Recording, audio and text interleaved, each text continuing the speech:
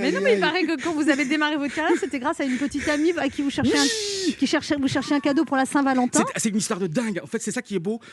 C'est que pour devenir journaliste, vraiment, il n'y a pas l'obligation de faire une école. Tout le monde peut arriver à faire journaliste quand on a de la volonté, quand on a la détermination.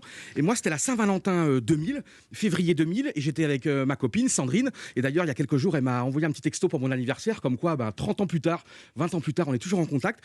Et je lui dis, qu'est-ce que je vais pouvoir lui offrir comme cadeau ? J'avais 20 ans, j'étais un peu fou. Ah bon, ça va mieux maintenant. Ça fait plaisir. Ça va vachement mieux. Ah ouais, c'est bien, ça fait plaisir. Et le matin, alors à l'équipe, il y avait un journaliste extraordinaire qui s'appelait Christian Montaignac et il avait des chroniques très émouvantes, très poignantes sur le sport. Et donc moi, le matin, je dévorais ça, j'avais 20 ans et tout. Et donc le matin, au petit déjeuner, ma copine me lisait à haute voix les papiers de ce Christian Montaignac. Et donc j'ai écrit à Christian Montaignac, qui était vraiment un journaliste extraordinaire. Et je lui ai dit, Une lettre de 8 pages. Ouais, une lettre. Et je lui ai dit, monsieur Montaignac, je vous aime, ma copine vous aime, nous vous aimons, nous vous adorons. Est-ce que vous accepteriez d'être notre cadeau de Saint-Valentin ? Est-ce qu'on peut vous rencontrer ? Et là, monsieur Montaignac, il m'a envoyé une lettre magnifique et il m'a dit, mais qu'est-ce qu'il y a de plus beau que d'être un cadeau de l'amour et de la Saint-Valentin ? Alors bien sûr, vous montez à Paris et on se rencontre. Et il était comment ce plan à 3 Bonne Saint-Valentin, ma chérie.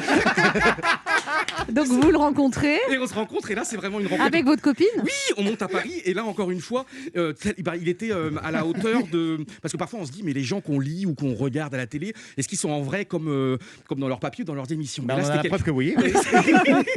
Et c'était quelqu'un de très doux, de très gentil. Et donc à la fin, avant de fermer la porte, il me dit, mais Johan, vous voulez faire journaliste et tout ? Parce que moi, j'avais demandé à rencontrer monsieur Montaignac pour ma copine, pas du tout pour moi, pour ma carrière. Je pensais jamais arriver à l'équipe un jour.